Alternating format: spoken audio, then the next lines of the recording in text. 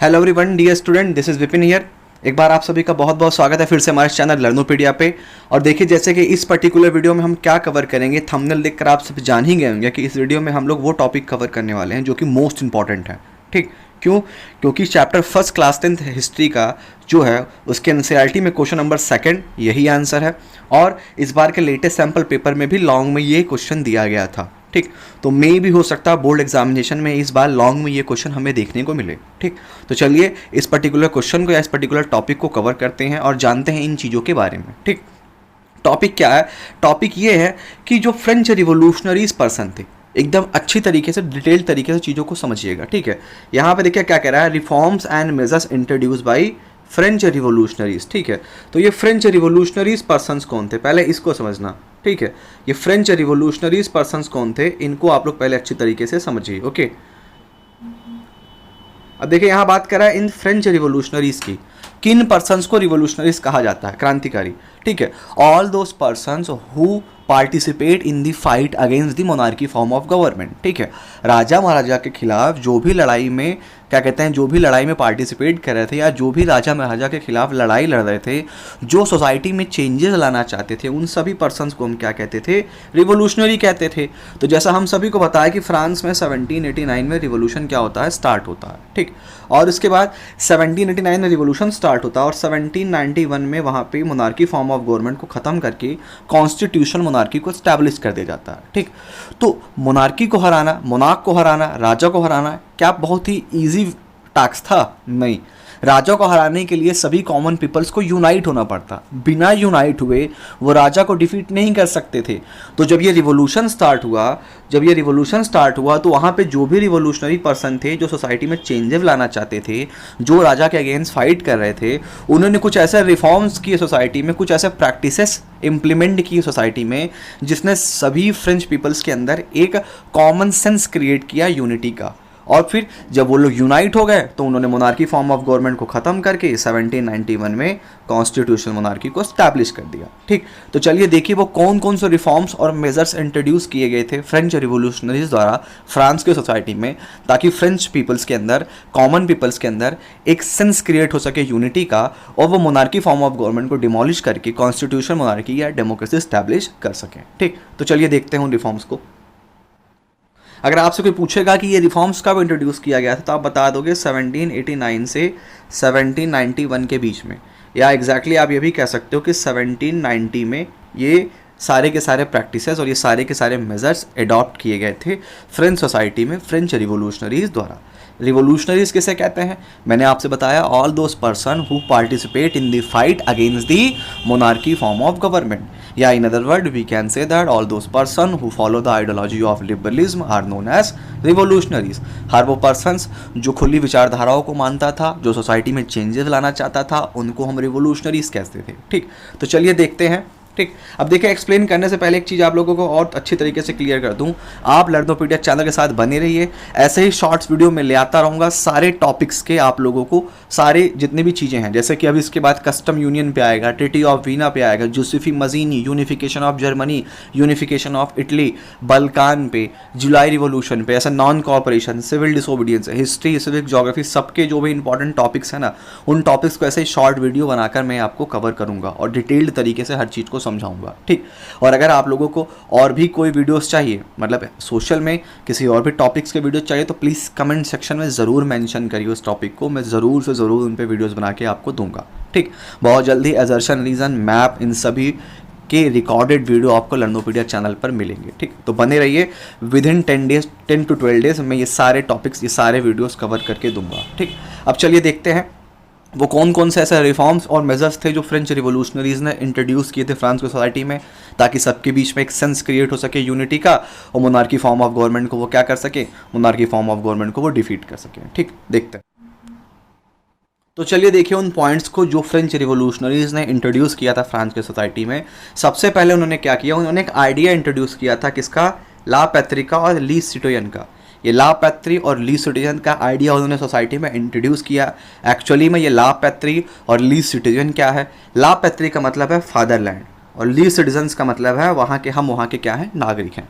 जैसा कि हम लोग कहते हैं कि ये देश क्या है, ये देश हमारी मातृभूमि है और हम यहाँ के क्या हैं, हम यहाँ के नागरिक हैं, हम यहाँ के रहने वाले हैं, ठीक। तो वैसे फ्रेंच रिवोल्यूशनरी पर्सन ने क्या कहा कि ये पूरी की पूरी कंट्री, ये पूरा का पूरा स्टेट हमारा फादरलैंड है, हमारी पितृभूमि है और हम उसके निवासी हैं, ठीक। सबसे पहला ये आइडिया इंट्रोड्यूस किया। दूसरा उन लोगों ने क्या कहा, दूसरा a French flag the try colour was chosen, ठीक है। राजा को जो डेस्पोटिक फ्लैग था, the despotic flag was replace by the French flag, और वो फ्रेंच फ्लैग ट्राई कलर का था। वो ट्राई कलर कौन कौन से थे, हम सबको पता है, red white and blue, red white and blue वो ट्राई कलर था, ट्राई कलर का फ्लैग था। तो उस ट्राई कलर के फ्लैगों को रिप्लेस कर दिया गया, ट्राई कलर के फ्लैगों को ला दिया गया, और जो डेस्पोटिक पावर का, जो राजा महाराजा का क्या कहते हैं फ्लैग था, उसको हटा दिया गया। कहने का ये मतलब था कि राजा जो अपनी फ्लैग लगाया रहता था, जो उसके डेस्पोटिक पावर को शो करता था, उसकी स्ट्रेंथ को शो करता था, उस फ्लैगों को रिप्लेस कर दिया गया एक न्यू फ्लैग के द्वारा, और वो न्यू फ्लैग ट्राई कलर का था। वो कलर कौन कौन से थे, आपके रेड, ब्लू एंड वाइट, ठीक। तीसरा क्या हुआ, the state general was elected by the active member. State general अब जो होगा वो एक्टिव मेंबर्स के द्वारा क्या होगा, एक्टिव मेंबर्स के द्वारा इलेक्ट होगा। अब आप लोगों को कमेंट सेक्शन में ये बताना है कि एक्टिव मेंबर्स किसे कहा जाता था, ठीक। आगे देखते हैं। एक और चीज देखिए, चौथे में क्या कहा गया, the elected body of citizen renamed as national assembly. जो ये स्टेट जनरल था जो कि एक्टिव मेंबर्स के द्वारा इलेक्ट होगा, उसी स्टेट जनरल का नाम चेंज करके क्या कर दिया गया, उसी स्टेट जनरल का नाम अब चेंज करके कर दिया गया था नेशनल असेंबली, ठीक। इसके बाद नेशनल असेंबली कर दिया गया था, और वो नेशनल असेंबली किसके द्वारा इलेक्ट की गई थी, मैंने बताया ना, एक्टिव मेंबर्स के द्वारा। इसके बाद पावर्स का डिवीजन भी हो गया था, जुडिशरी, एग्जीक्यूटिव और लेजिस्लेटिव में। ये सारी चीज़ें बाद में हुई थी कॉन्स्टिट्यूशनल मोनार्की आने के बाद, लेकिन कॉन्स्टिट्यूशनल मोनार्की आने के पहले ये सारे रिफॉर्म्स और मेजर्स इंट्रोड्यूस किए गए थे फ्रेंच रिवोल्यूशनरीज द्वारा सोसाइटी में, ताकि सबके अंदर एक सेंस क्रिएट हो सके यूनिटी का, और फिर वो डिफीट कर सके मोनार्क को और कॉन्स्टिट्यूशनल मोनार्की को स्टैब्लिश कर सकें, ठीक। तो देखिए पांचवा पॉइंट क्या कह रहा है, न्यू हेम्स वर कंपोज्ड, न्यू हेम्स वर कंपोज्ड, नए और भी बहुत सारे क्या कहते हैं आपके, बहुत सारे हेम्स का मतलब यहाँ पे श्लोक, कविताएं, बहुत सारी और नई कविताएं कंपोज की गई, जिससे लोगों के अंदर नेशनलिज्म की फीलिंग क्रिएट की जा सके। ऑथ वर टेकन, कस्में खाई गई कि अब हम राजा महाराजा की गुलामी नहीं करेंगे, हम अपने कंट्री को एक इंडिपेंडेंट कंट्री बनाएंगे, अपने देश को अपने हिसाब से चलाएंगे, इस टाइप के। इसके बाद आगे क्या कह रहा है, मास वस कम्समरेटेड, जो लोग मर गए थे उन्हें याद किया गया, ठीक है, उनकी याद में और भी बहुत सारी चीज़ें की गई। जैसे होता नहीं, जो लोग शहीद हो जाते हैं, जो लोग देश के प्रति, देश के लिए अपना बलिदान दे देते हैं, तो जब भी हम कोई ऐसा चीज़ करते हैं, जब भी हम कोई ऐसा इवेंट ऑर्गेनाइज करते हैं जो कि कंट्री से रिलेटेड होता है, तो उनको याद किया जाता है, वही चीज़ें, ठीक। आगे क्या कह रहा है, ठीक है, a centralise administrative system was implemented, एक सेंट्रलाइज्ड एडमिनिस्ट्रेटिव सिस्टम ला दिया गया, ठीक है। इसके बाद फॉर्मुलेटेड यूनिफॉर्म लॉ, कानून ला दिया गया यूनिफॉर्म लॉ की, कानून अब सबके लिए एक बराबर होगा, कोई भी क्लर्जी, नोबेल्टी और कॉमन पीपल नहीं होगा, सोसाइटी में कोई भी डिस्क्रिमिनेशन नहीं होगा स्टेटस के बेसिस पे, सभी क्या होंगे, इक्वल होंगे, सभी के लिए एक इक्वल यूनिफॉर्म लॉ होगा।